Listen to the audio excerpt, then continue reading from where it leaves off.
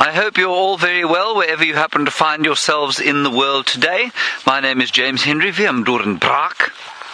Is on camera, that is his thumb over there, and we are of course accompanied by Roberto, who is tracking for us. Ralph is also accompanying us on walk today. Tristan is driving around Djuma, and in the Mara, I think Jamie and Brent will be out sometime fairly soon. You, of course, the most important part of our live safaris. We'd love to hear from you during the course of this little stroll that we're having and drive in the case of the others. You can talk to us on the hashtag SafariLive on Twitter.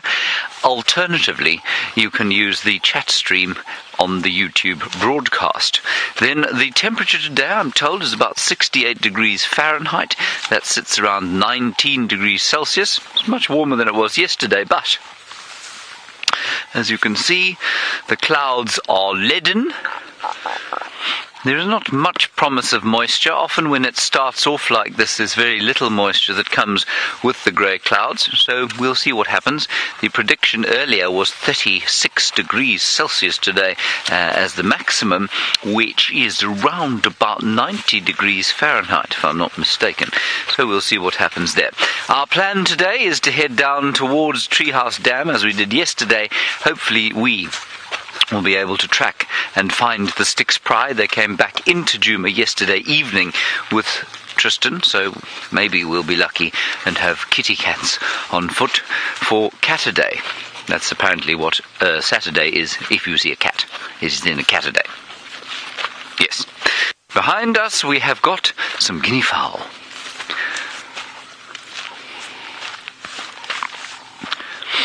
Now, somebody asked me the other day, why, James, are they called guinea fowl?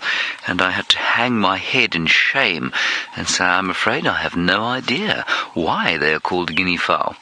And apparently it comes from the fact that when the Europeans arrived on the West African coast, around what is now Guinea, or Equatorial Guinea, they found birds similar to those, took them away as domestic fowl for eating, and that is how the guinea fowl got its name.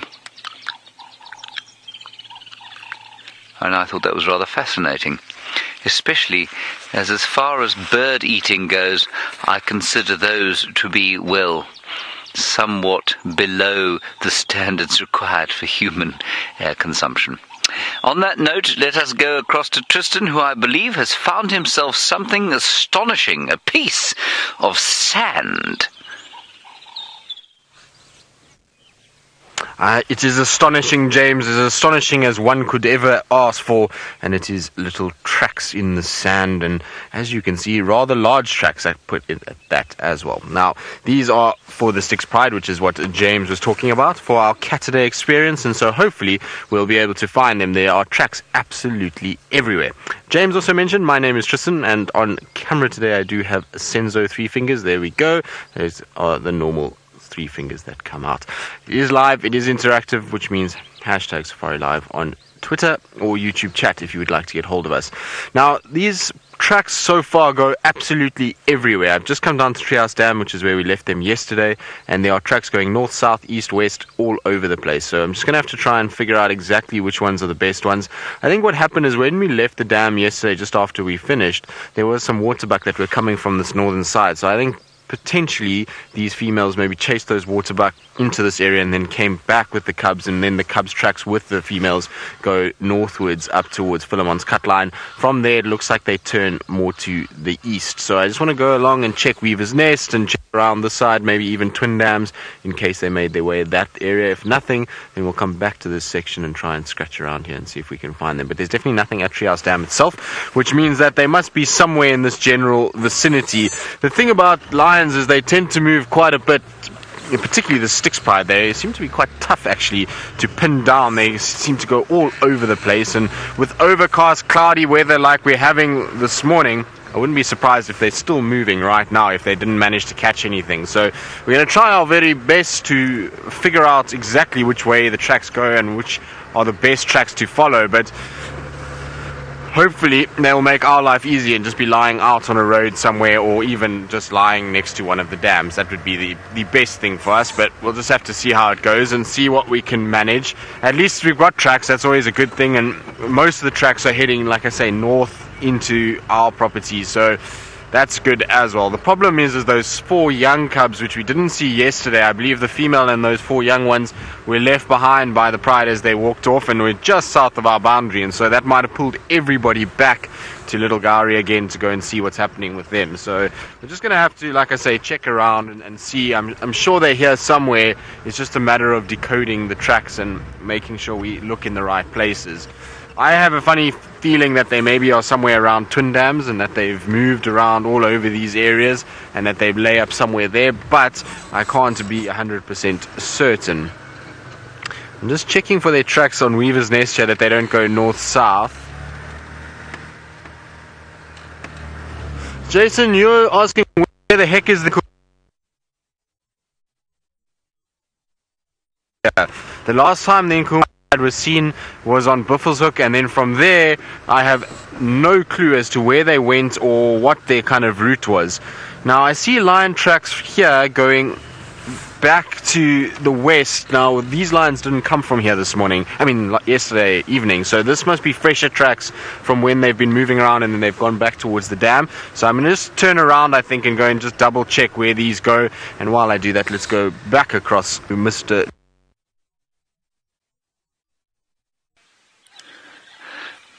Frozen. Oh, the picture froze. Sorry about that. Right, what we have here is a digging. Now, what do you think dug here? This is my first quiz of the morning. You can tell me what you think was digging over here. I have my ideas. Do you have any idea, Viam? Viam says, millipede. Gosh, grief. It must have been a millipede the size of a small mamba. a little hole there. I think that hole was made by my finger. I don't think it's any of those things. I'm not going to dig it up. Or maybe just a little bit. What I think we have here, well, I can't answer now because I've asked you. Kirsten, have there been any responses to my tremendous Saturday morning quiz yet?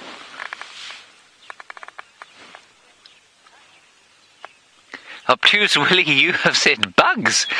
Well, strictly speaking, no. Not bugs from the order Hemiptera. It is actually a biological term. Kendra, thank you. You are absolutely correct. You say dung beetle. I think it was a dung beetle, or a number of dung beetles, and that hole there probably contains the dung. What I suspect is that it was not the dung or a dung rolling kind of a dung beetle, but one that gets onto the dung and then buries it right underneath where it sits. And I think this was probably a pile of impala dung that has been buried by a very industrious dung beetle. And it is now, of course, either sitting in its hole laying eggs, or the egg has been laid and the dung beetle has escaped and is now sort of looking for further piles of dung, like this one over here. Oh, in fact, here's another nice digging. Bumpy, look at this digging over here. This is a slightly less advanced stage. So if I was to pick away some of these, we might actually find a beetle. You can see they've been digging there. Now, I say slightly less advanced because there's more dung, but actually I think what you'll find is that a lot of this dung is old, before the summertime, before the rain, before the dung beetles emerged, and it is a midden that is used by impala of this area. And if you look over the top of it, you can see A, that it is used very regularly, and B, that it has been consumed thoroughly by the dung beetles. And all of these dung beetles are probably not the dung rolling type. They've all just buried the dung right where it stands, or sits, or lies. I'm not sure what dung does, actually. I think it probably lies. Good. Let us continue. We'll try and find you a live example of a dung beetle at some stage.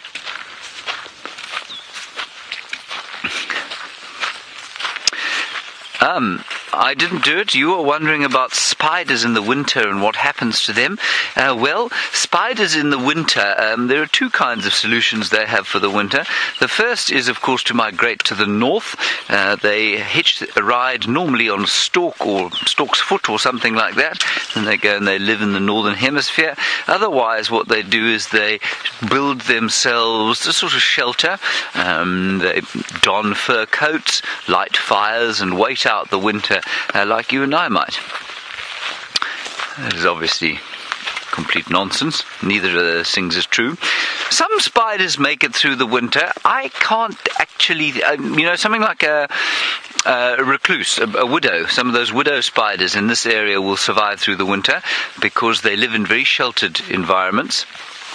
And I suspect they just simply go, dormant basically, and they'll eat very little until it warms up and insect prey starts to sort of make itself available again. It doesn't make itself available, starts to sort of make itself obvious again.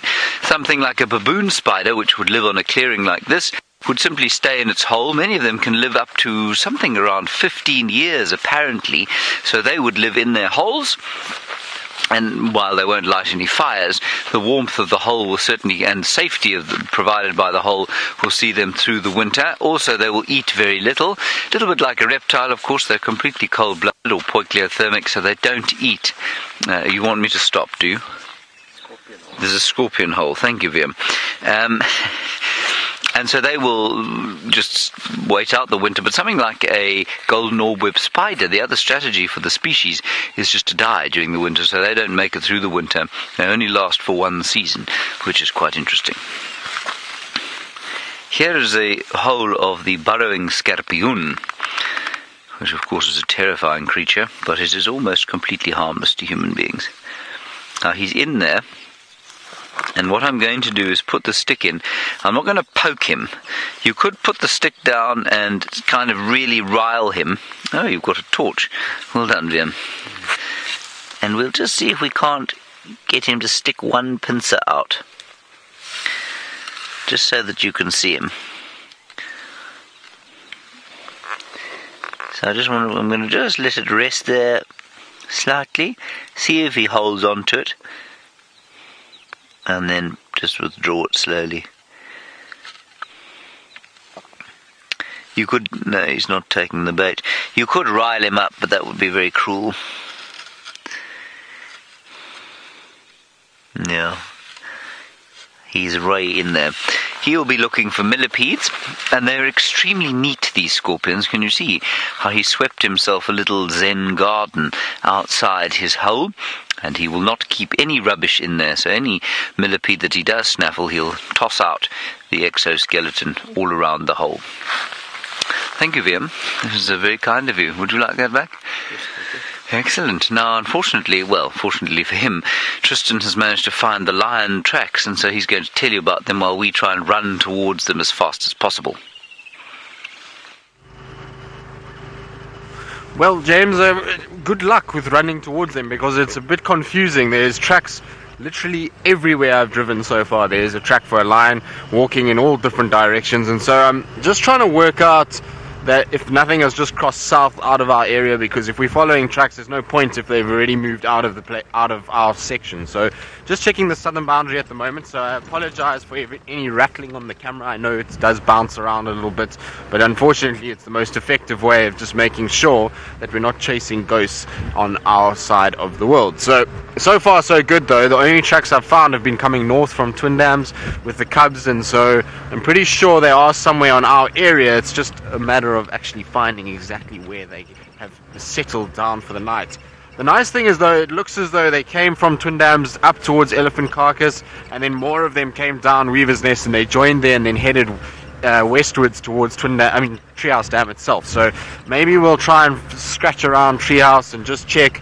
I'm just going to have a little look here on Shabamu, which is where the little cubs were left yesterday, and maybe they came back this way. I'm not 100% sure, but we're going to double check and make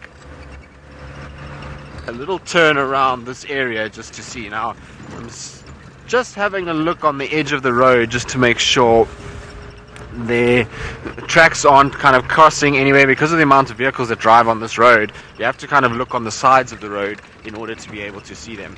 Now, Lisa Marie, you're wondering how many acres we have access to. So here in the Sabi Sands, we have access to about, acres wise would be probably about just about 2,500 acres. So that's what we have access to here. The animals themselves have access to almost 8 million acres. So it's a very different sort of thing. Than the animals move around a lot, and that's why sometimes we kind of battle to find certain things. It's not that they're not here, it's just they're not in our particular area.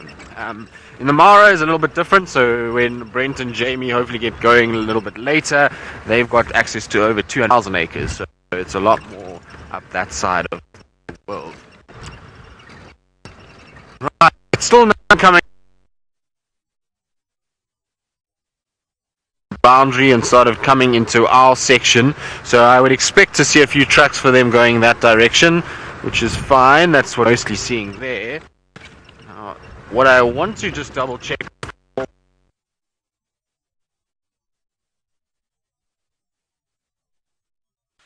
Now, I'm sorry about that crash cut. Unfortunately, we have one of our towers down today. It's the one over that side. And so Tristan is going to have quite a lot of trouble today unless he just drives around quarantine and stays on the eastern side, which of course is not where the lion tracks are. They're in the south and the west. Anyway, we should be okay on the bushwalk. We are heading down towards the lion tracks. They are doing the up and downing around this sort of area. Herbert is in front, and he will hopefully find something useful to follow fairly soon. He's in something of a hurry now to go and get to the tracks. You can see him striding off down the road, but we will catch up with him once we have observed some interesting biology that we can find.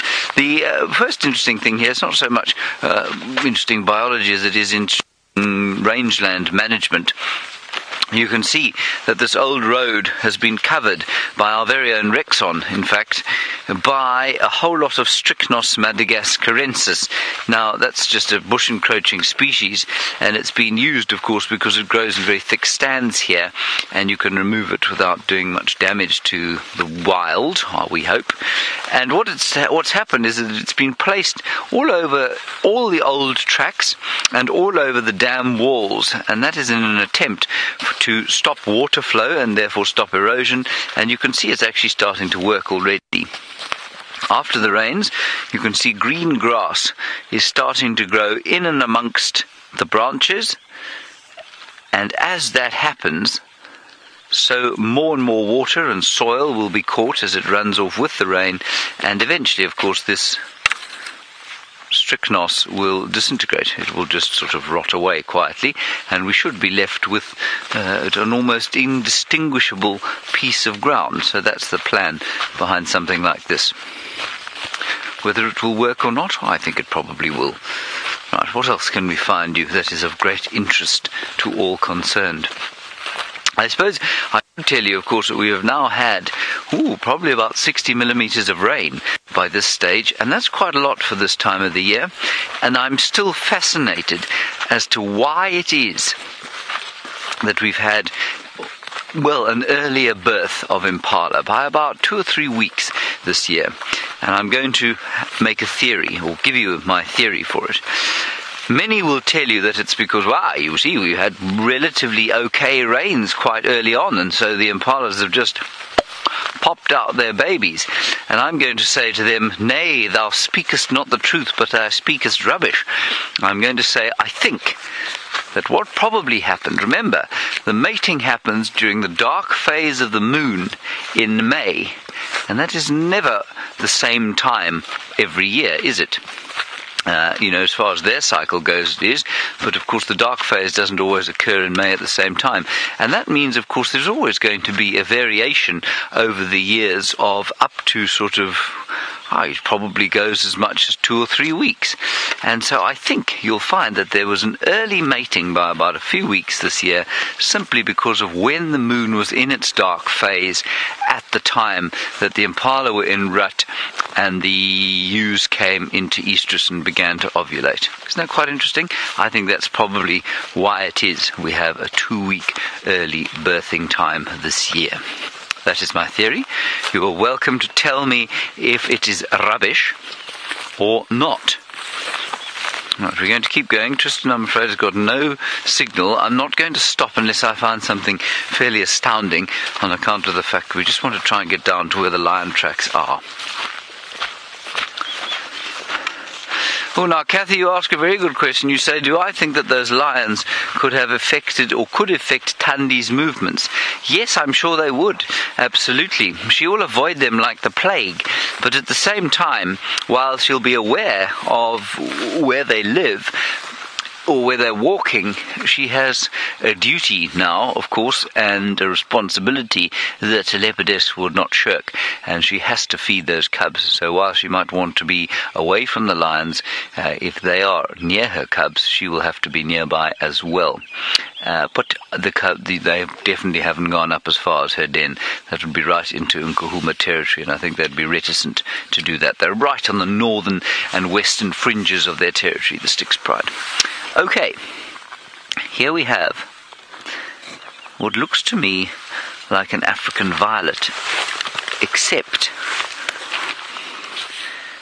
that it's growing. Just have a look here. And it's separate from the grass plant. It is an African violet. Isn't it pretty? It's not a particularly amazing example of an African violet, but it'll have to do for a start. And we're still waiting for some really good sun after the rain we've had, because without the sun we won't have a great flushing or blooming of flowers and emergence of insects. So that is one of them. I'm very pleased that I remember the name of that one. It's easy, of course, for him, because it is in fact violet-coloured. Yes. The rest I will have to ask my very kind and patient biological mentors on Twitter, mostly Judy H, of course, to remind me of the names of the flowers as we find them during the season. I believe that Tristan has now found some signal and further tracks, so let's go and find out if he will maintain both. We have found more signal, which is good news, and tracks too, which is even better news. But the problem with these tracks is literally every road I'm driving at the moment has got some sort of track on it. And what you can see is when they walk, they make an absolute mess of the road. So it is just tracks in every direction. This is all lion tracks. All of this dotting that you can see they've walked all over the place. Now the problem is that they've got tracks going that way and tracks coming back the opposite way again. So I'm just trying to work out what their actual route was. It seems as though, from what I can gather, is they went to Treehouse last night, which is where we had them. They then went this way towards Twin Dams, tried to have a look around there, and then I think they came around back towards Treehouse, and then they've headed north and are potentially hunting those wildebeest from quarantine area. That's what I think anyway. I'm not 100% sure. It's obviously difficult because tracks are kind of muddled up all over the place, and these ones don't look as fresh as the ones we had a little bit earlier. So I think they're somewhere on this northern side. I don't think they're on this side because there's nothing crossing south. I checked all the way along the southern boundary and nothing there. So they must be somewhere to our north. But it's difficult because you've got to try and work out all of these tracks. You've got to try and see whose tracks are on top of whose and which direction is on top of which. And so what we're going to try and do, like I say, is head northwards again. I have a sneaky suspicion that these lions picked up on those wildebeest, and they're now trying to kind of get to a point where they are going to hunt those wildebeest and try and maybe chase them around. So we know there's been a big grouping of wildebeest hanging around a lot near quarantine, and so maybe that's where they're going to be. Right now, I apologize if they break up through here. Our signal this morning is not great, and so hopefully we'll signal as we go through. I don't know if we will, but hopefully that's the case, and we'll manage to get through this little dip. Ah, there we go. Kirsty says we're all good. That's wonderful news. And we are heading northwards, closer towards Vuyatela, which means that the signal should only get better as I go across. But it's difficult to know where exactly these lions are. Like I say, hopefully we're going to just find them kind of lying out on a road or on a kill somewhere. That would be also quite nice. It would be good if we find them eating a wildebeest. It's always, I know it's sad for the wildebeest, but good for the lions in that they obviously need food, and to get over this mange they need to carry on eating.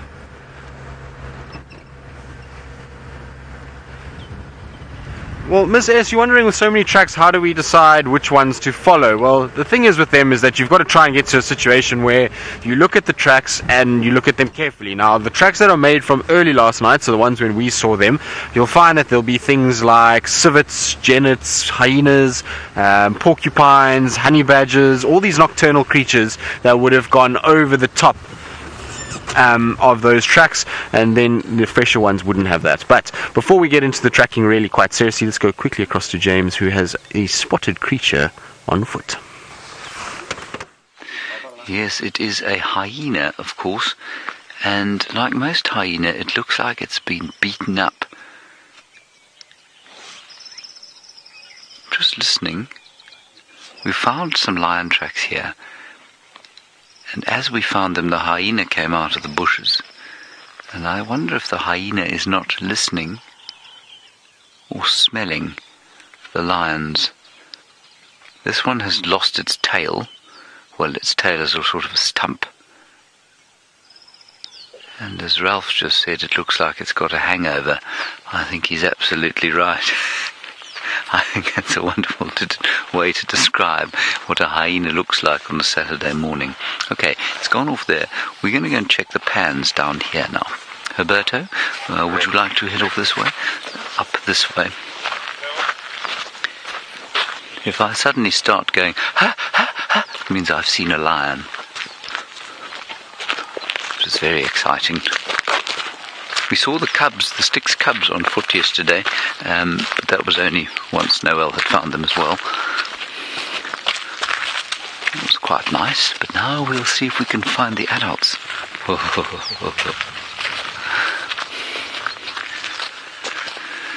So you'll notice immediately I've started to talk a bit more quietly.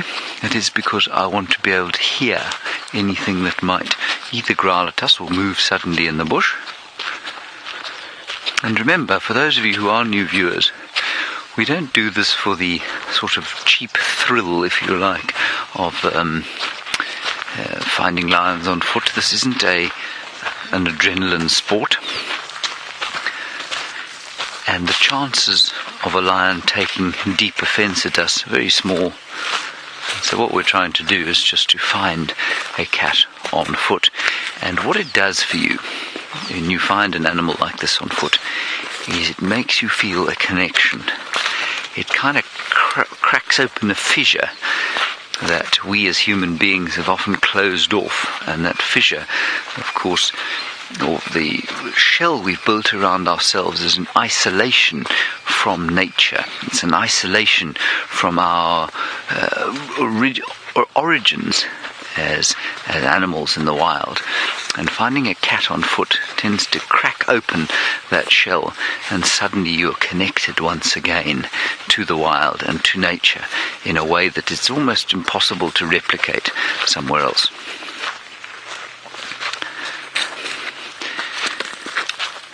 Now, Uncle Al, you ask a very good question. Why is it that animals fear us on foot but not in the vehicle? Well, the answer, Uncle Al, as Viam ducks very skillfully underneath this tree, the one behind you, is that our upright posture makes all animals afraid. Now, it makes all animals afraid because, of course, we've been hunting animals for so long. And, you know, since our ancient ancestors came sort of wandering, long-legged and, what do they call it? Like this, out of the trees, eventually standing up to become us. They've been throwing stones and hunting wild animals out here, and so they see us as an apex predator, not as something to eat. In the vehicle, it's a difficult one to say. Many people will say to you it's because of they don't recognize the outline of the people. They don't see us as people in the vehicle. I don't believe that, because, as a very good friend of mine once said, a leopard can spot a monkey's ear behind a tree at sort of 200 paces. So you can't possibly say to me that they don't see a human being in the vehicle. So I don't think that it's that they don't see us. I do think the fact that we're not standing up makes a difference. I also think that the smells and sounds of the vehicle, they don't associate with threat. So while they see a human being there, the association they make with it is very different from the association they make when you're on foot. Okay, we're going back the way. There are no tracks here at the pan. Herbert is gesticulating quite wildly with the hand on his left. He's going to go down through the drainage. He's sending us round this way. So the tracks didn't look particularly fresh in that particular area, and so while we head along and try and find out what's going on with the tracks, let's go back to the Masai Mara this time with Pyjamas, who is not wearing her pyjamas. Good morning and welcome to the Kenyan portion of your sunrise safari.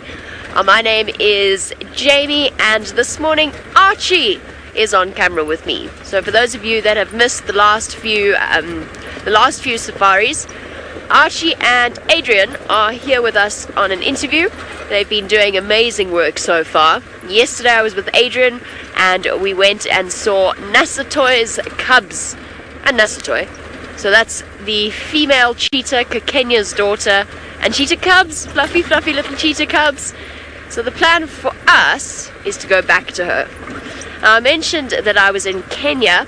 I'm in the Masai Mara in Kenya, and to be more specific, I'm in the northern part of the triangle, the Mara Triangle. So what I'm doing now is I'm not going to stop too often, because where we left that cheetah yesterday, she was about an hour or so away from our camp. So what I'm going to do is I'm going to keep racing unless I see something lovely or amazing. I will stop because we've got more time on our hands this morning. But unless I do see something lovely, I'm just going to keep going. I'm just going to keep my foot flat, and we will get to her with plenty of time, or plenty of the morning still left to us. Okay, speaking of the morning though, it is very pretty. Should we do a quick look? What do you think, Archie? It's so lovely.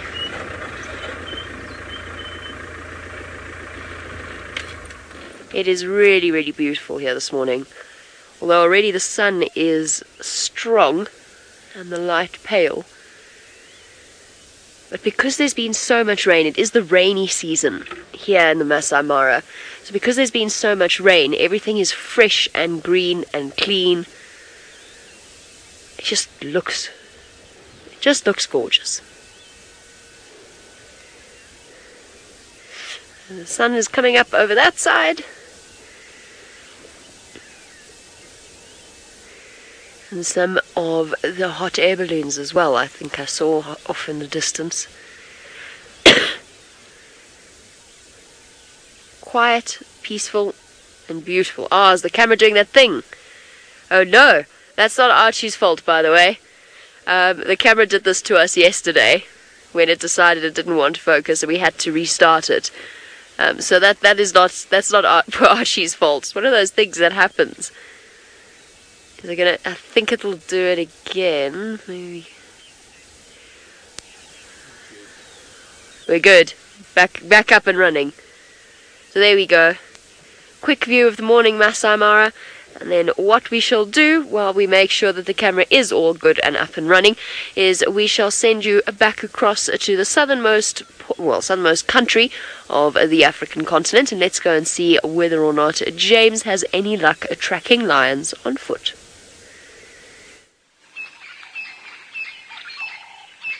No luck yet. What we have over here is Herbert. Herbert, have you found further tracks? They're that way, he says. And he's looking very serious, I must confess.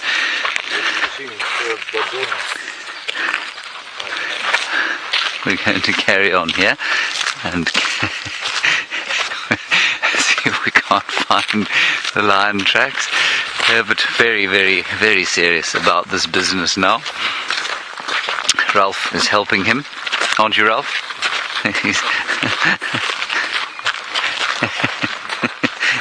The two of them look like...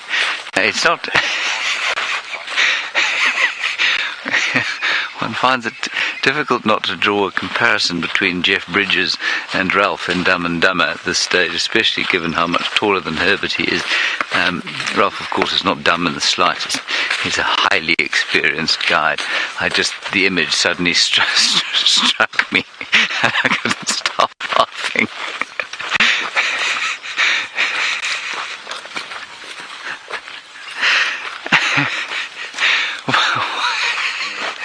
Wildflower, you're wondering about the smell. Ooh, look at this. You're wondering about the smell of the hyenas to lions and if they smell stronger to lions. Well, yes, they do. I mean, lions will pick them up and smell them much more easily than you and I would. But do they smell stronger? That kind of infers that it might smell bad in some way. Can they pick them up more easily? Yes. Do they smell bad and good like we do? No, I don't think they do necessarily, because of course they will eat the most rotting, mangled, horrible stuff, or manky, horrible stuff, and not react at all. So, no, I don't think that, they just don't react to smells in the same way that we do. It's very, very important, their smell, and it's much more sensitive than ours. But it's not... They don't react in a way that indicates displeasure like you and I might. This is a civet tree. And what it is, of course, is a place where civets will come and make a midden. So basically, you can see exactly what a civet eats here. Clearly, it is a lot of millipedes. So you do not want to be a millipede in the evening and come across a civet. Then, they're also omnivorous. What we have here, I'm reticent to stick my hands in here, so let me find a smaller stick. We've got a beetle. That's a dung beetle. Can you see it there, Vumpy? The one I'm pointing at? Yeah. Then we've got some seeds, and I don't know what seeds these are, actually. Maybe monkey pods? But I'm not sure. Kirsten says she thinks it's a cranberry.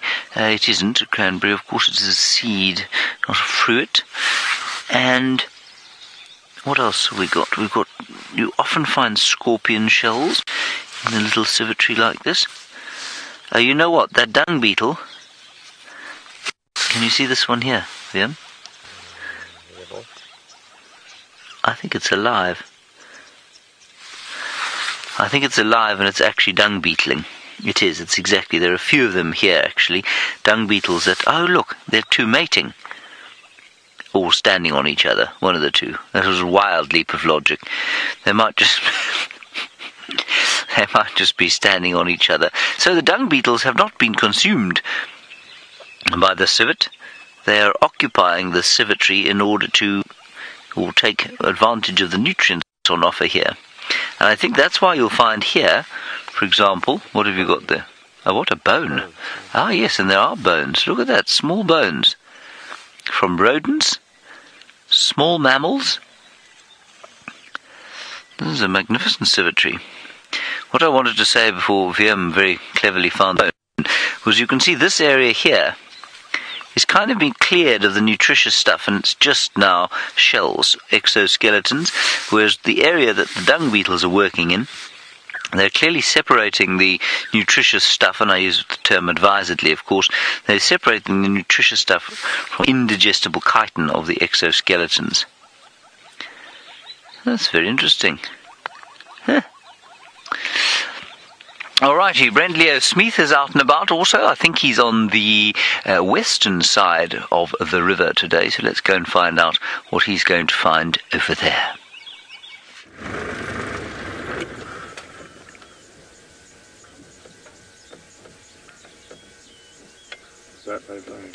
I'm not sure. I think we might be live. For some reason, our comms dipped. But if we are live, good morning. My name is Brent Leo Smith. I have Jahowie on camera, and we're in the vast open plains of the Masai Mara. It is absolutely gorgeous here this morning. We are heading towards the north, towards the Talek area and the head of the Ronkai River in search of the 5 Musketeers. Now, remember, if you want to ask us any questions, hashtag Safari Live is the best way to get hold of us, whatever platform you might be watching on. Now, it's a really good time in the morning to look for cheetah. it's when they are most active. So as we go through all these dips and valleys, we stop on the crests, pull out the binoculars, and have a look around. Now, I did see something. Has it disappeared? Of course it has. There was a leopard-faced vulture on the ground, but it's moved on. And I was just wondering whether there might not be a tasty titbit on the ground that might have been left overnight by one of the predators, but it doesn't look like it. Looks like the vulture was just resting on the ground. Now, in the Mara, that happens quite often. There's a lack in certain areas of convenient trees, so the vultures will just sleep on the ground. So it is quite interesting that you will very, very seldom ever see them do that in southern Africa, but here it is quite a common occurrence.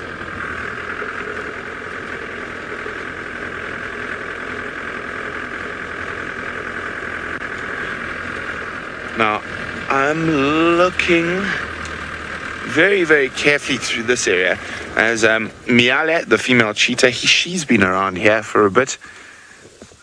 So every little termite mound I'm having a good look at. And it is a wonderful morning here, as I said. Oh, how you see that bird there flapping about? It's landed. You got him. Let me go a bit forward. I know a lot of the birders are going to like this one a lot.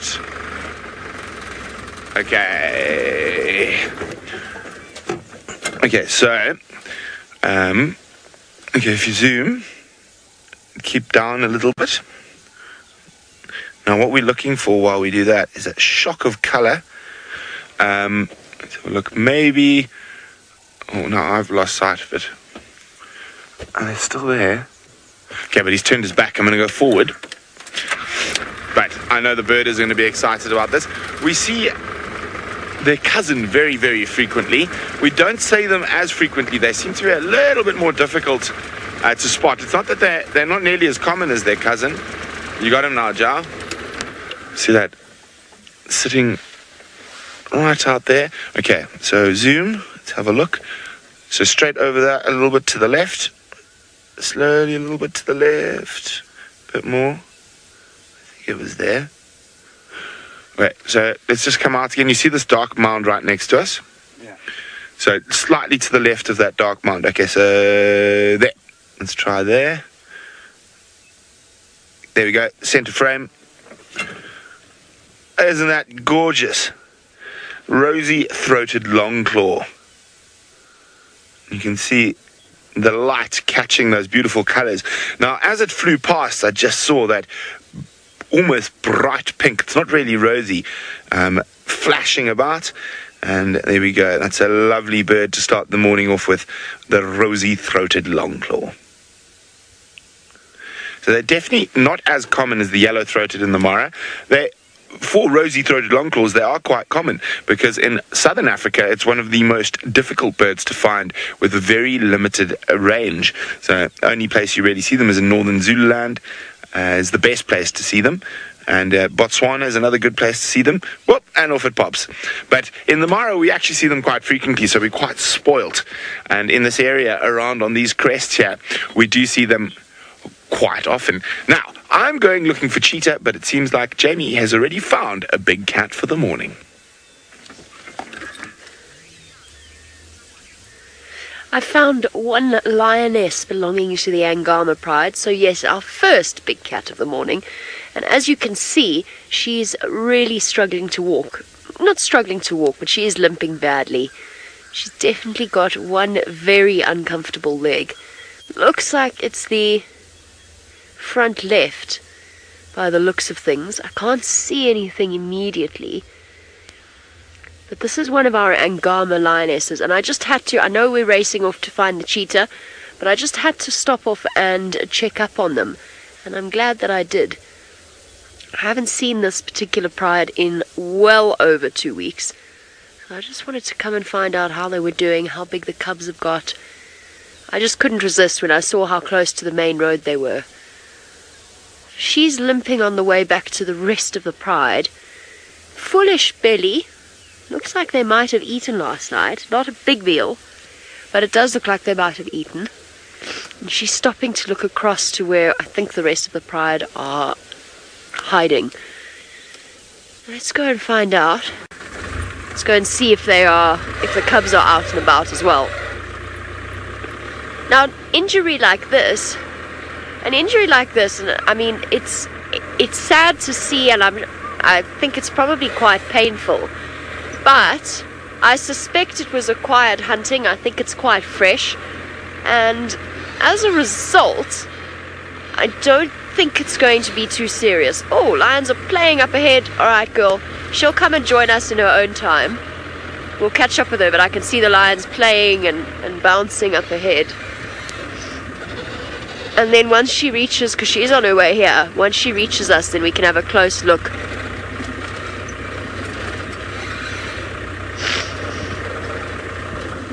Connor, yes, female lionesses will fight with each other from the same pride. Only over food, though. That's the only time that you'll see them scrap.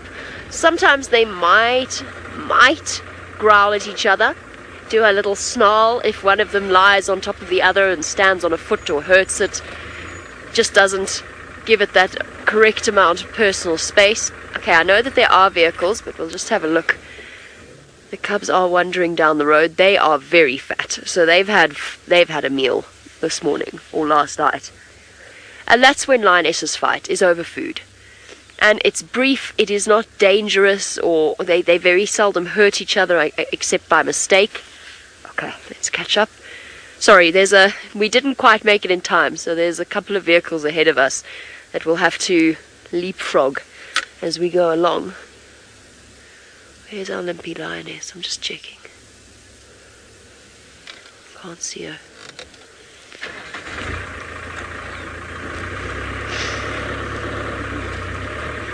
Okay, what was I talking about? Oh yes, the fights that lionesses have.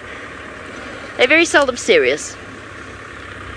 And one thing that you will see is you will often see lions on a kill while you watch these live safaris. Lots of growling. Ah. Thank you, mister. That was very kind of you. Thank you, thank you. Good morning. Thank you.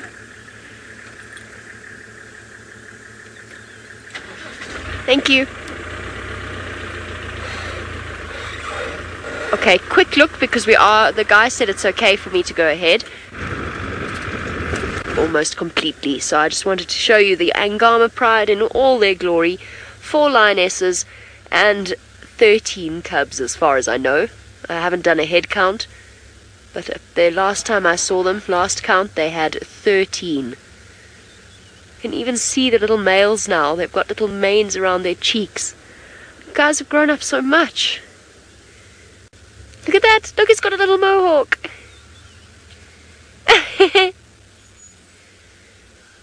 Can't believe how big they've got. Didn't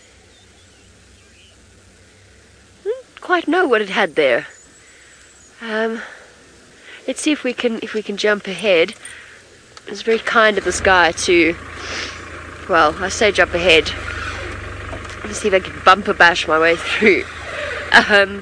It's very kind of the guy to go ahead, to let me go ahead of him though.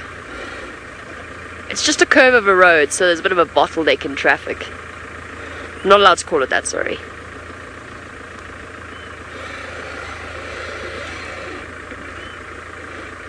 There we go. 1, 2, 3, 4, 5, 6, 7, 8, 9, 10, 11, 12. 12 cubs that I can count so far that I can see. 1, 2, 3, 4, 5, 6, 7, 8, 9, 10, 12, 13. All 13 cubs are there. From the larger ones to the youngest ones, that must be about 1, 2, 3, 4, 5, 6 months old now. No, July, August, September, October, November. 5 months old.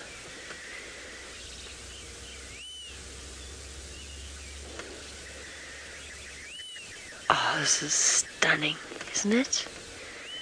It's just lions everywhere. Everywhere we look. You can see their tawny shapes and black ears. I know, Kathy, in perfect lighting as well. It doesn't really get better than this. There's a vehicle that's going to move in front of us. Shame he did ask if it was okay. So there he goes. Morning. Okay, one last quick look. This is a bit of a tricky area. The Angamas, there are certain areas where we can off-road and certain areas where we can't off-road, and the Angama's territory is sort of split between those two areas. And sometimes we get lucky, but most of the time they're in the non-off-roading area. Only seen one lioness so far. There should be 4. Oh, you naughty little cub. Stalking the car. Little mischief. So when cubs do that, just for our new viewers, because obviously a lot of the time people wonder how it is that we're safe in the open vehicles that we're in.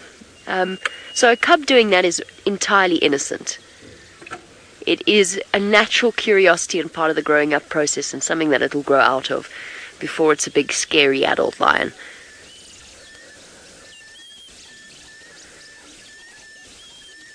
Hello. Hello you. Look at your little mane. I can't believe how much these cubs have grown. The rest of the time, although we are in open vehicles, the lions don't see us as a threat, they don't see us as food. It's not that they don't see us, they're just not interested in us. They're not scared of us in any way. Oh, playtime! They're not scared of us in any way. They've all grown up like these cubs with safari vehicles around them. So we're not a threat to them. And it means that they can be viewed with a minimal amount of impact on their lives. But the cubs do see the cars and they do stalk.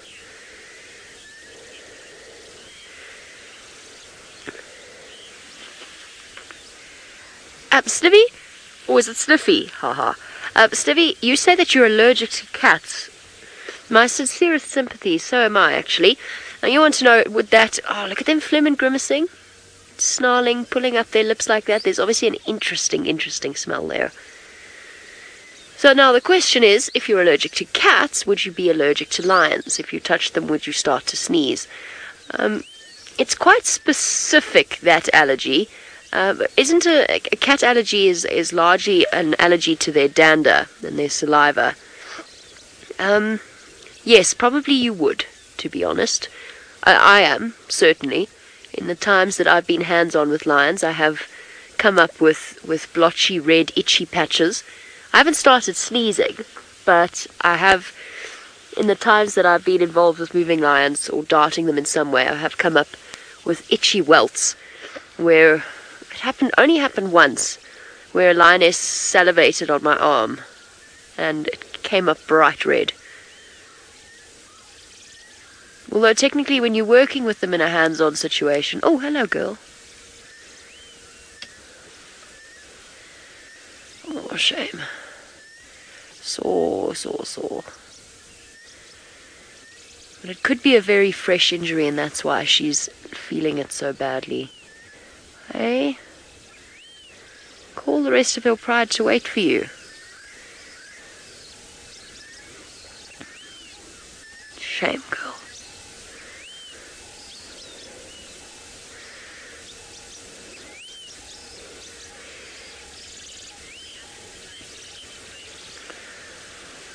Okay. The rangers will hear about her injury. They'll probably come and have a look at her, but I don't think it's too serious. So while our lioness pads off, we're going to go racing to see if we can find our next big cat of the morning. But speaking of big cats in the morning, let's go and see how Tristan's tracking of the Styx Pride is going. Well, the Styx Pride have crossed south, so they're in Hofmans. There's nothing we can do, but we have something else that we can show you guys, which is always very, very nice, and is somewhere in this area. Now, Sens, can you see? So Senzo can see what we are looking at. Now I'm just trying to work out the best possible There we go. Actually, we just stay right where we are. But just coming through here, there should be a view of a very pretty animal that, well, you all know is my absolute favorite. So that should give it away. And there it comes walking straight towards us. How beautiful is that? So it looks like Kuchava that is busy walking straight at us at the moment. I think it's her. Yes, it looks like her. So she's moving around. She is heading north, so our time in the sighting is probably not going to be very much at all, but at least we have managed to see her. I think it's her. Like I said, she's kind of moving around quite quickly and stopping and listening and looking, and so I'm not sure if she knows even where she wants to go. But at least it's a spotted cat, and it's always a great way to start our day. She looks quite full as well, which means that hopefully she's had a little meal. You can see not 100% convinced by the vehicles that are moving around behind her, but how cool is that to see her? She's a pretty cat, that's for sure, and it's always nice to catch up with any spotted cat, but the females is always good as well. And I wonder where little Tumba is, because the two of them seem to hang around quite often together, so I'm quite surprised that he's not been seen around wherever she is as well at the moment. But let's just try and get around and see if we can get a view of where she's going. She seems to be trotting down towards the drainage line, which is a very difficult place to negotiate. Careful, there's a big stump there, so we don't want to hit that. But she seems to be heading down into a drainage section. Now that, like I say, is not a place that is easier. Hopefully we'll keep us signal and our reception as she drops down inside there, because it seems as though she's going to go into the riverbed itself. Whether she's going to go north, I'm not quite sure. I'm just going to try and get down. Problem is that I can't see her now, so I think she's going this way. It's going to be a bit of a gamble, but we're going to try our luck and see what we can get.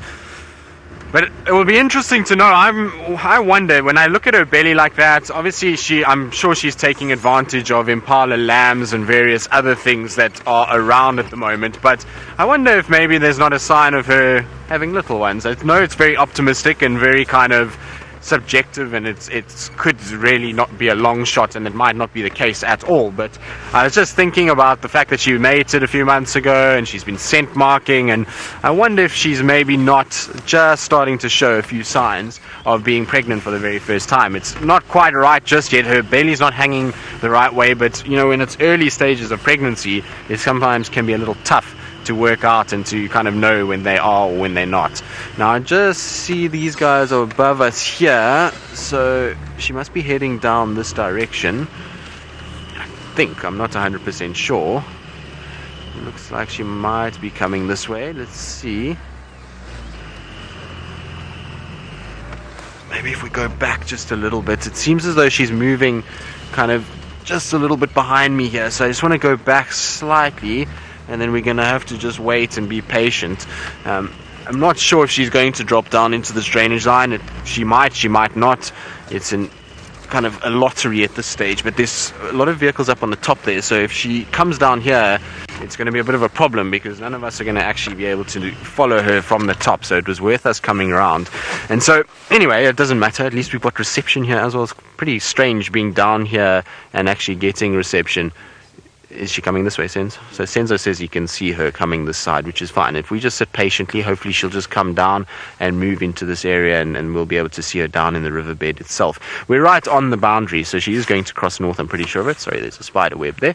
And she is probably going to go into Torchwood, but at least we are going to have a fairly quick glimpse of her as she moves around. Senzo, can you still see her? So Senzo says he can actually see her up there. Oh, there she is. I can see her now. She is moving slowly down towards us. So you can see her just moving through the thicket.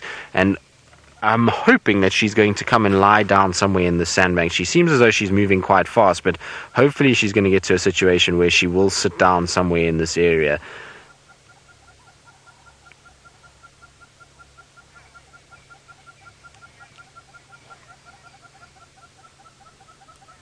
Sky, so you asking, is there a leopard that I know that isn't pretty? Sky, the answer to that is no, they're all pretty. In fact, actually I lie. There was once a leopard that I saw in the Kruger Park region that was probably not the prettiest leopard I've ever seen. In fact, it looked more like a dog. It was not pretty at all. It had tatty ears, it was a little old, so she wasn't the prettiest leopard I've ever seen, but she was still a leopard, and any leopard with spots and those kind of things is always a wonderful experience. So it wasn't too bad, and I was glad that we at least got to see it when we were in the Kruger Park. I was with my brother at that stage, but that wasn't a pretty leopard at all. This particular leopard, yes, she's pretty. Well, most of the ones that we see here are, the lineages that we've got in this area are wonderful. So we've got nice looking leopards up this side of the world. It's very pleasant. Now, unfortunately, our view is going to be obscured completely at this stage. So I'm hoping she doesn't go around the back, because we're then in a situation where we can't see at all. But anyway, she's messing around in the little thicket there. She's sniffing and smelling and kind of looking up into the trees. So I don't know if she's maybe picked up a sign of maybe some sort of food item, either that or maybe she does have some sort of foods in this section. But she looks as though she's going to go around the back of that vehicle, which is not really ideal for us. I was hoping that she would go the other way. So there we go. She's just going to disappear behind, but we're going to try and just keep up with her. I think it's going to be a situation where she's probably going to go southwards and deeper into Chitwa at this stage. She seems to be really got her nose down, and I wonder if she's not smelling one of the other leopards that we get in these areas. Maybe she's picking up the scent of Tumba, or maybe somebody like Tundi. This is an area that Tundi used to walk around in a lot, and so could very well have a situation where she's picking up a scent for them. But unfortunately, this vehicle is just really messing us around quite a bit, because it's now blocked the whole area and we can't see a single thing. So now, Kirst, I can't hear you at all, I'm afraid. Your signal inside here is not good, so I can't hear Kirsty either and work out what she's got to say. So I think she's saying I must link across to James. It could be Jamie, could be Brent, I'm not quite sure, but either way, one of them will be quite entertaining. It is I, James. We are whispering not for effect, but because although the tracks were called in as having headed south across our boundary, which they obviously did at some stage, we can now hear lions' contact calling in the bush here.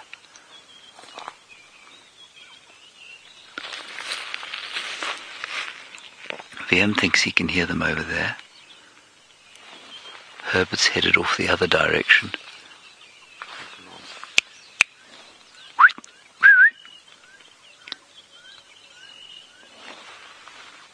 We can hear impala alarm calling now as well.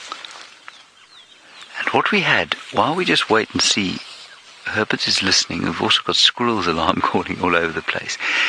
There were tracks of one cub lion moving on its own, and I wonder if the others haven't come back to look here.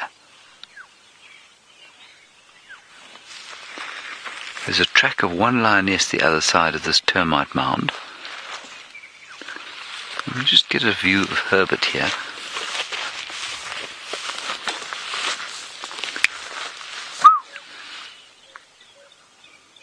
Watomala, pa, pa.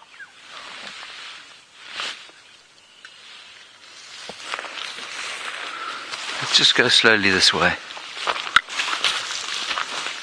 See what that impala is shouting at. And Anna Marie, you're absolutely right. You said this is exciting. This is the most exciting. You want to look on the termite mound? VM wants to look up on the termite mound. VM becomes deeply excited when this sort of thing happens. He gets a kind of steely look on his face, and you don't deny him when he says he wants to climb and look on a termite mound. Let's just listen.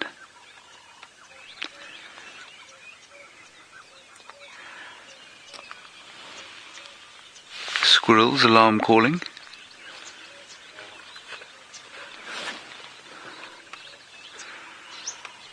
What you're looking for here is just a tawny shape shifting gently through the bush.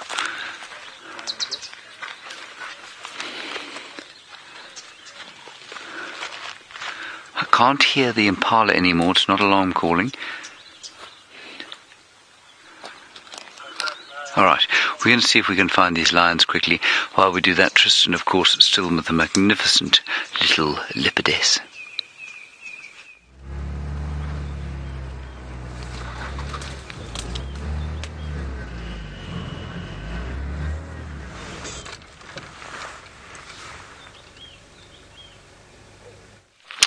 Alright, you're going to be with us again. Tristan has lost his communications.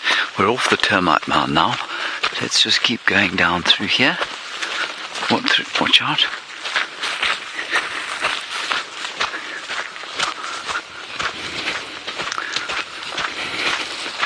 So like I say, we had the cub tracks moving way down sort of towards Treehouse Dam.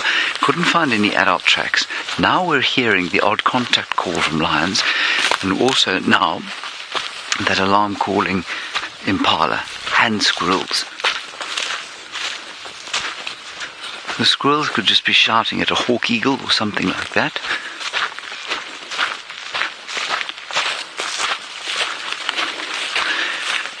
You said, do birds and other animals alarm call for hyena like they do for lions? No, they don't actually. It's an interesting question.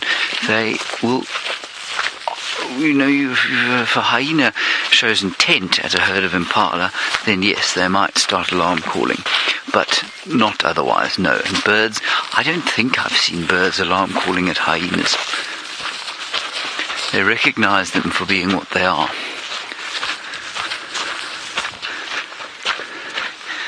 I think if I've heard a squirrel alarm call. There's the squirrel calling. Herbert is now on a mission. Okay, Kuchava's disappearing, so let's go back to Tristan now. Well, she's just on the southern boundary now. She's about to cross over to the north, but she's sort of in the thicket and on the southern side of the road, but it looks as though she's going back down towards the drainage, which is difficult. She's being up and down all over the place. Shame. She got such a fright just now. There's a little pump house that is in this drainage and this riverbed system, and she jumped on the pump house and the little roof made a noise and she went running off, and that's what's caused her to come north. She actually was going south at one point, but isn't she pretty? Look at her. She's just sitting now right next to us. Hello, girl. She's just watching what's going on a little bit and working out what all the fuss is about with this vehicles and all these other things. So she should walk right in front of us, which will be really quite nice. So there we go. You see, she's just a little wary still. When she was a cub, she was very difficult to view, and so she was quite shy and skittish, and even now as an adult, she's been very much the similar thing, and only because she's been mating and spending a lot more time around vehicles is she getting better, but she's still not quite 100% yet. You can still see she slinks and she kind of moves quite quickly around the vehicles, not 100% sure of all this commotion that she gets given at times, but absolutely beautiful. So she is going to slink away and slink off now. We're not going to be able to see her for much longer as she disappears in towards the northern sections. She is going to hopefully go up towards that termite mound. It'll be nice if she does. One last little glimpse at us as she goes, and then northwards into Torchwood, I'm afraid. Listener, you're wondering how old Kuchava is. Well, Kuchava is now, I'm just trying to think, she must be about 3.5 or 3, I think she is, about that area. Born in 2014 if I'm not mistaken, so she should be just about 3, just over 3, somewhere there.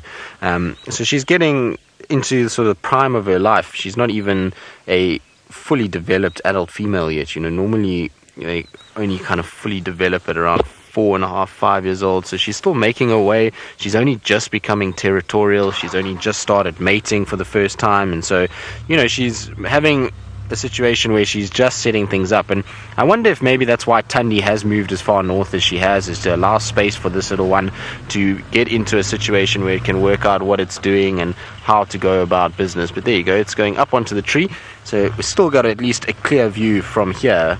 A bit of scent marking. So that's a clear indication that she sees this as her place and not Tundi's. So when you see a leopard doing that and lifting their tail and scent marking on trees, it's a very, very good indication of just how they see themselves within this area. She believes that this is her territory, it's nobody else's, and that's why she's spending time around here, marking, setting up her territory a lot better. And it's going to be interesting to see if Tundi just vanquishes this area. So far it seems that way. Tundi spends very little time anywhere near this section these days. She spends most of her time further north of us at the moment. I'm just going to roll back a little bit and just let Senzo have a bit of a better view, because ultimately where we were was not ideal. There we go. in the lens. Something in the lens. Oh, yes, that's not ideal. Let's get rid of that. I need some sort of sticky object because it is a wasp, and I'm not going to get rid of a wasp with my bare hands. Let's see if we can use that maybe. There we go. Perfect.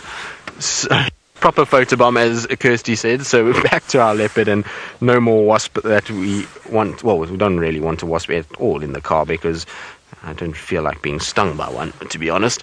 I think this is going to be our last view, though, as she kind of just disappears over the top of that mound. Unfortunately, we're going to have a situation where she's going to just disappear out of our line of sight. I'm rolling back a little bit just so... There we go. How's that, Sens? Perfect. Okay, good. Perfect is what we want. But you can see how they always use termite mounds like this. She's been going along this whole morning. It seems as though she's going up and down mounds and is trying to utilize them to be able to see what's going on.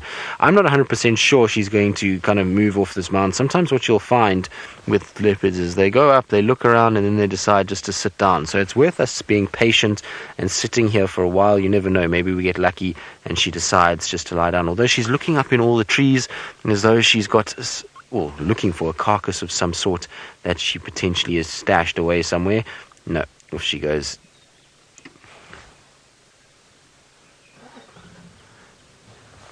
Chitty Chatty Meg, you're wondering if moms give up some of their territory to their daughters. Well, that's the usual situation.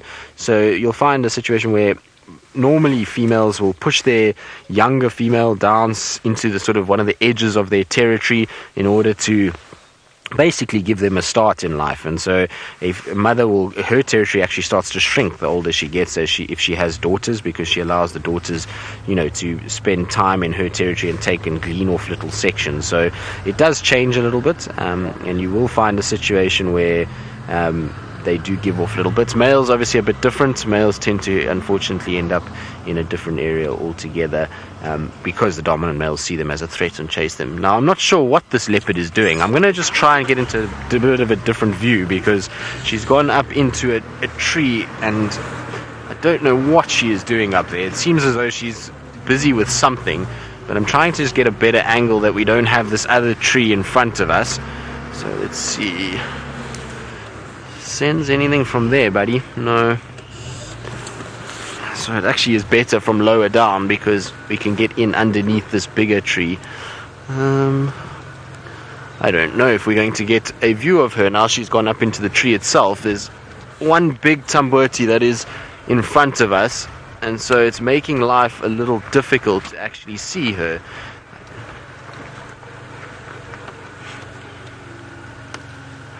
Right, now I'm going to try and see if I can figure out a way to get a better visual of this leopard and see what she gets up to. And while we do that, let's go across to Brent Leo Smith, who, well, I'm not sure if he's 50, 60, 70, 80 or 100% live. Hello. Well, Tristan's big cat luck seems to be continuing. Now, we've got our first bit of actionable intel on the...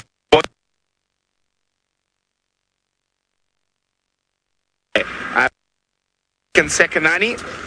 We're just meandering our way through the luggers and whatnot to get into that area. So we're going to start from an area called Hammerkop and work our way further to the east, towards the hills, and see if we get any luck. Hopefully they haven't moved too far, and hopefully they are hungry.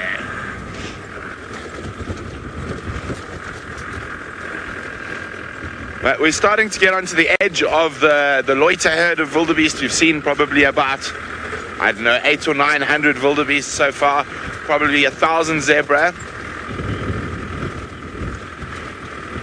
Now, Mystic's wondering where are all the trees? Well, not here, Mystic. So this area is a very interesting area. The Masai Mara and the Serengeti are two of the great grasslands in Africa. There are quite a few other areas that have great grasslands, but this is one of the few areas where those grasslands are still inhabited mostly by wild animals. And there's a funny thing that humans actually had quite a big role to play in the formation of these open grasslands like this. And humans have been in the Mara for a very long time, many thousands of years, and there have been cows and people here. And so people to a degree have played a role in removing the trees. They also burnt this area extensively. There are trees around the luggers, which is like the little river systems that flow, and towards the hills and the bigger rivers. But out here on these open plains and these thick clay soils, it's almost exclusively grass with the odd bush and odd balanites tree.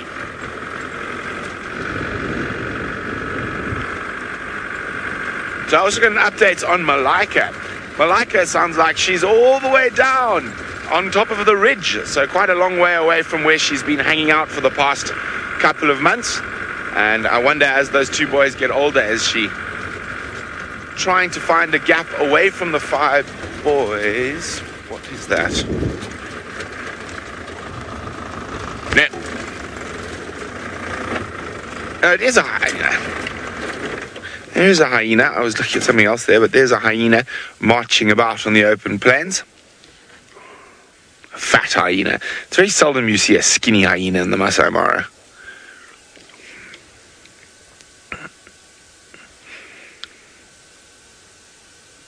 Okay, now, we've still got quite a long way to travel to the area where the boys were last seen.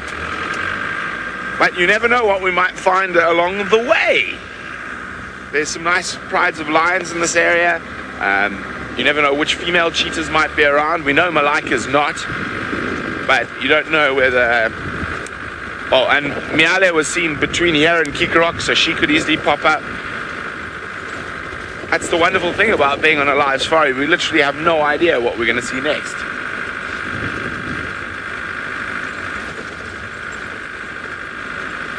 And you'll start seeing we're going to start driving past some wildebeest. Hello, wildebeest. So this is the part of the loiter herd of wildebeest. So the ones that don't migrate to the Serengeti but stay in Kenya and normally head towards the loiter hills, but there's a possibility they might actually even stay in the Mara this year. There's about 200,000 or so that are still around, but only between this area, the tributaries of the Rongai, through towards Talik and double crossing. So it's going to be interesting to see how long they stay around for.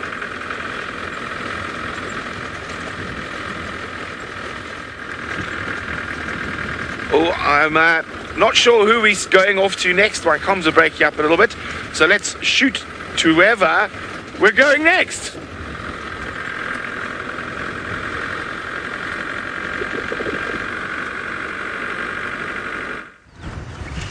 Now, unfortunately, there's a few gremlins lurking around, so I apologize about that, but we have found something else that has spots that is walking on my left-hand side, which hopefully we'll get a view of shortly. So Kuchava is still moving slightly westwards, so I'm going to stand by not too far because she might come on to Vuatela or to Djuma because she's not far from this area. But just on our left here is a little animal that's walking through. It's going to hopefully pop out somewhere. There it is. I can just see its back moving. So it's one of our hyenas that is come from Chitwa side. I wonder if it's maybe been around where Hosanna had his kill on vessels and has then just come past the dam and straight northwards. I know there was also yesterday apparently a dead impala somewhere near Chitwa Lodge that died overnight from the cold snap, I think, or it died somewhere around that area, and so maybe that's where it's come from. It's fed off that and is now moving through the thicket. You can see quite a round tummy.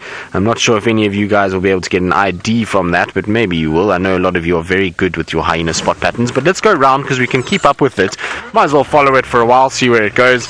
There's very little else going on, and it keeps us close to the area with Kuchava. That means maybe she comes a little bit west and we'll be able to see her again, which would be nice. I was just really interested to watch how she moves around and see how she's scent marking. It's amazing to see because, you know, a few months ago we wouldn't see her scent marking at all, and since she's mated she's become a lot more kind of braver and she's pushing a lot harder to try and claim the Chitwa area as her own. Ultimately she spent a lot of time there as a cub, and so she knows it very well, and I'm sure that's why she's scenting there. Also, if she's mating and she's starting to get pregnant, she'll know she needs to set up a territory rather quickly in order to be able to establish herself and to raise those cubs effectively. And so it's really good to see her actually doing it and marking and going about an adult leopard's life. Right, where did this hyena go now? It should have popped out somewhere right where I am. 11 o'clock. Sensor, okay. Sure. This hyena is moving very fast. It's gone way, way, way, way past where we are already. So you can get one last view of it, and hopefully it will sit still for 2 seconds, if it can.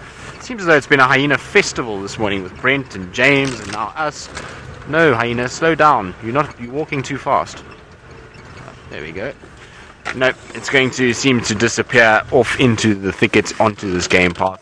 So the next stop after this will be Leadwood, and then from there, who knows where it ends up going. But while it meanders off and disappears behind the little bush, let's go across to Jamie Patterson, who is breaking the spotted mold and throwing in some stripes instead. We have one very, very wide zebra. And the reason that I've stopped on my race towards the cheetah, and apparently lion cubs not far from where the cheetah is because this particular female zebra is behaving oddly. First of all, I think you'll all agree, she's walking in a way that looks particularly strange. She's not keeping up with the rest of the herd. She's not feeding.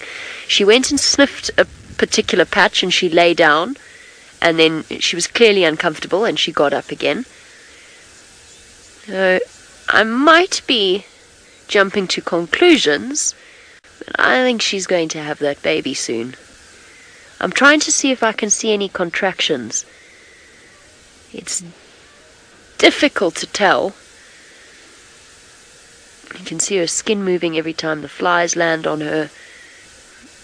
But if they're far apart, it might be almost impossible for us to see. Unfortunately, if she is going to give birth, I think it's still a long way off, and the rest of her herd are heading into a part of the Mara that I cannot go to. So they're moving in towards the river, and unfortunately I can't follow. There's no roads that go there. There's no way for me to actually catch up with her. So once she disappears. Which is disappointing, because I'm almost certain that's exactly what she looks like. Kirsty's spot on. She looks like one of those, oh gosh, what was that particular thing called on YouTube with the animals that were round? I think it might have been called If Animals Were Round. Oh, there she goes. Rolling Safaris, I think, or something along those lines. If Animals Were Round. That's exactly. Jerry says what animals would look like if they ate fast food. Look, now she's stopped to sniff. I don't think she's eating. I think she's... I really think she's going to give birth soon. And stick with her for as long as we can, but she's gonna disappear. But not feeding, head down, getting up, getting down, all of those things to me would suggest that that's what's happening. Maybe she is feeding now. No, she's drinking. Drinking from a puddle. Hey, girl. If she's not giving birth today, then she's going to give birth very soon. She's so wide. Now, zebra, of course, always look round-bellied. In fact, they are probably the healthiest looking animal out here, no matter what the time of year, no matter what's happening in their lives, and that's of course just because of their digestive system. It also makes them particularly flatulent as animals go, which I have found amuses young safari goers no end. I mean, I've taken kids out on safari, it's been their favorite thing, and it's been the story that they tell again and again over the dinner table, just in case you've forgotten.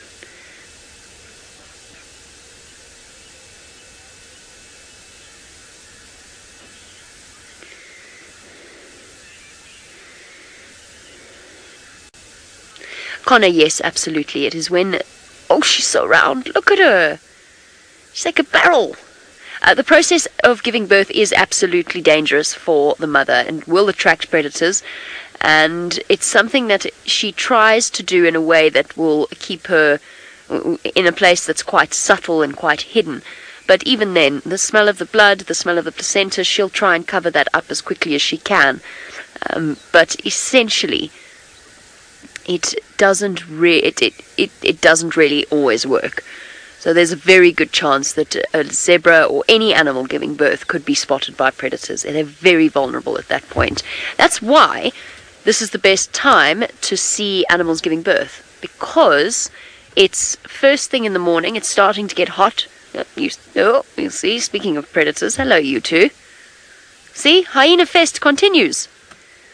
That's why animals usually give birth in the morning, because as it gets hotter, there's less chance of predators moving about. Unfortunately, that first of all doesn't apply to hyenas, because they can be wandering about any time of day, so will leopards.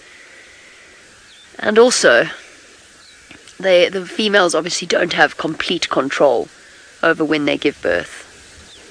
And you? What have you got to say for yourselves, little ones? Two youngsters, just reaching, I would call them still sub-adults. Hey, fluff balls. Nice opportunity for comparison. You've seen hyenas on Djuma, you've seen hyenas in the Mara. Gives a really nice idea of just how much fluffier the hyenas are here. And it's just because it's colder here. Are you going to come and say hello?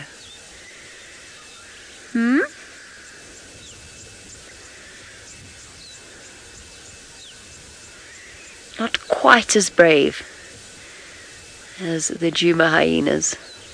Ah, I thought you were going to come and say hi. Yes, come say hi. Come say hello. Come say hello. No? Are we not that interesting? We are a bit interesting though, aren't we? A little bit of interest there. Not enough to overcome natural wariness, I don't think. Yes, sniff, sniff, sniff. Sniff, sniff, sniff. What's she smelling?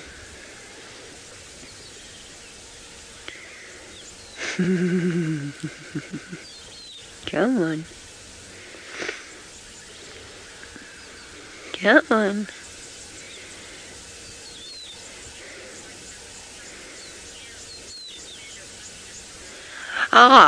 Now, Tristan apparently would like to know what the fluffiness scale is. Well, Tristan, it runs from snake to Pomeranian. That is the fluffiness scale, and the hyenas fall somewhere in the middle, whereas the balding hyenas in South Africa will fall somewhere just below that, somewhere around about the... okay, I'm out of ideas. Help.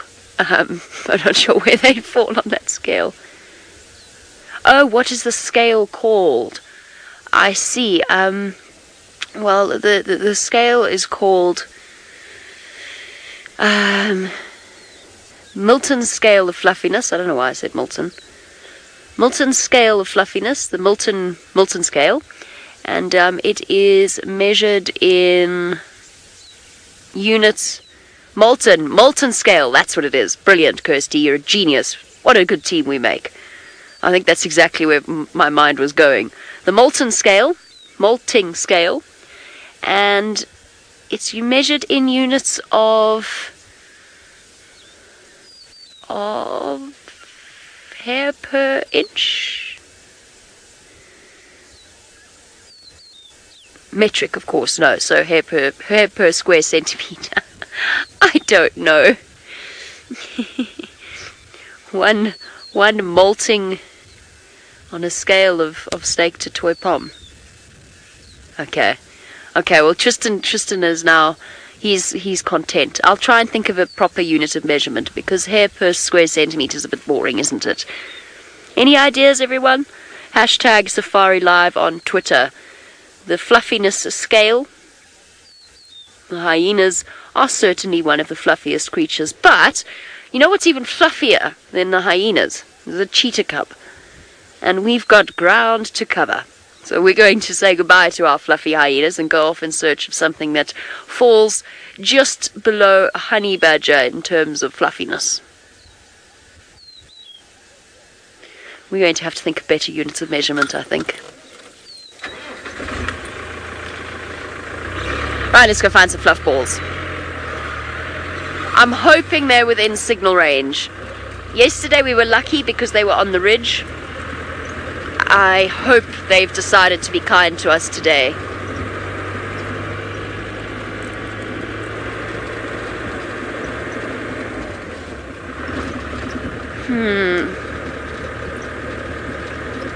You see a topee. Now a topee antelope, that falls, well, they're not fluffy, they're sleek and smooth, so closer on the snake scale.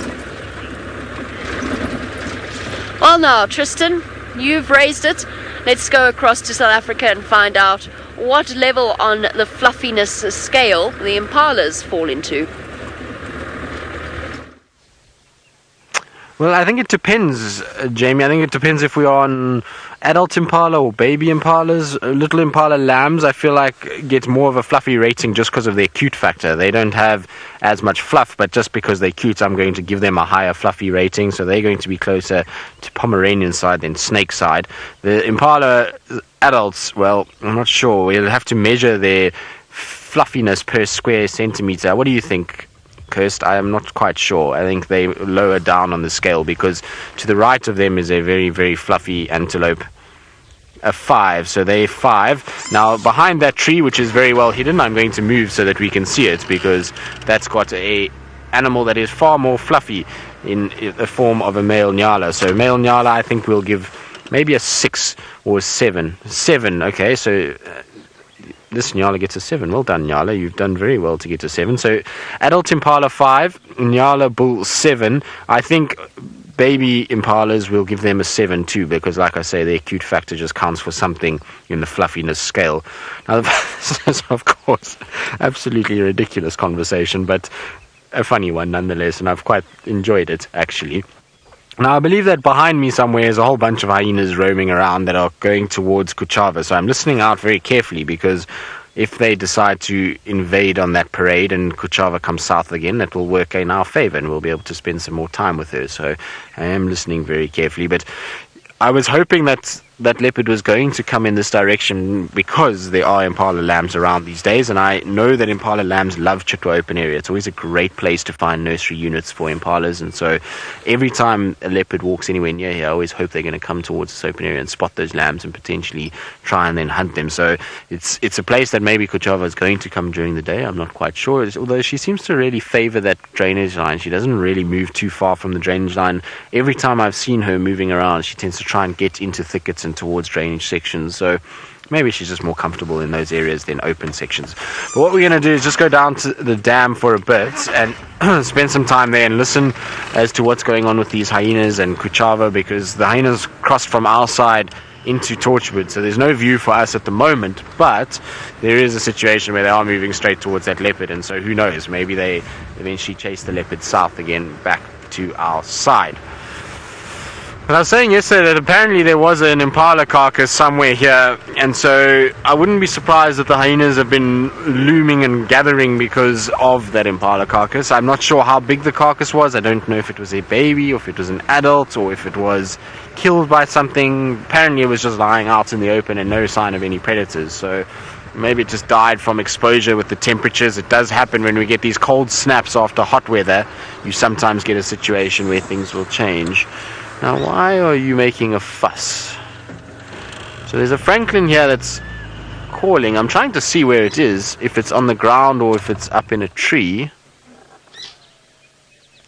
But it is alarm calling. Can you see anything, Sens? I'm just trying to look and just check in the trees. Maybe there's an owl here somewhere. But you can hear these birds. They're making their kind of alarm call when they see something that they don't like. They make this short pitch call, but they're going quiet now.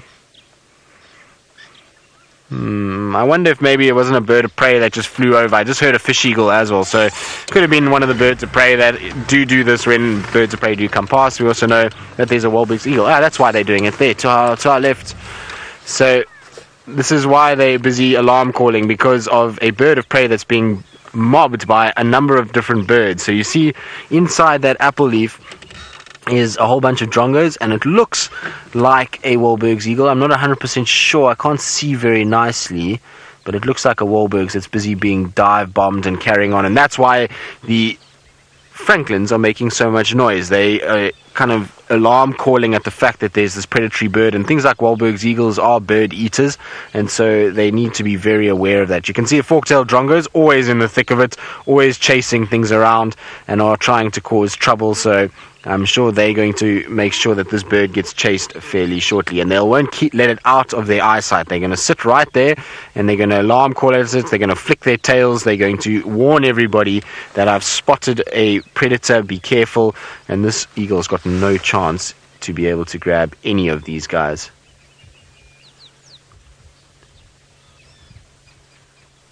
Very cool to see, though. So it just goes to show you got to trust your instincts a little bit when it comes to alarm calls, because when you hear them, often you know that there's something around. It's just a matter of which one, and there it goes. It's just flying off, being chased by all kinds of birds, and it's going to go land in a different tree. Right, now that it's been chased off, let's go back across to Mr. Henry, who's looking at something that is called very, well, it is very tall, and I wonder actually if it is taller than what he is. No, it is not taller than I am. That is because it is a particularly dwarfish version of the tall white squill.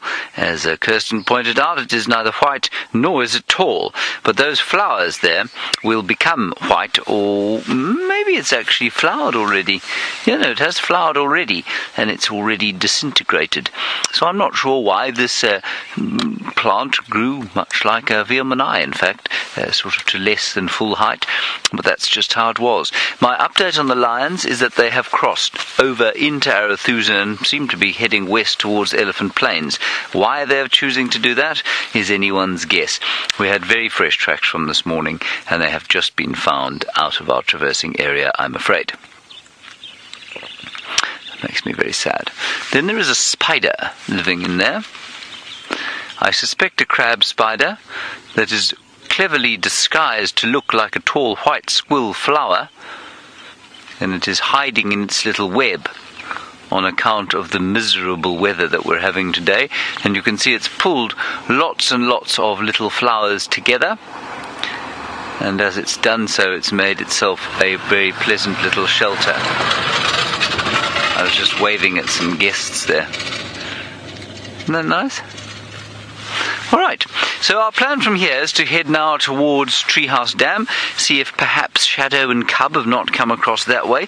We're now going to look left and right, quickly cross the road over here because, well, we were trespassing there. Now we're okay.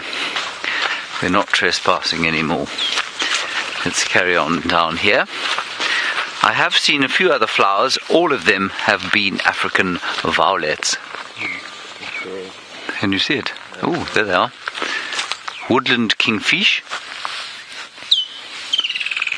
Now please, the next time my colleagues and friends, and they won't be friends for long if they continue with this, call this bird a woodlands kingfisher, I want you to tweet really powerfully. I want you to break Twitter, please, and tell them there is no S on the end of the woodland kingfisher.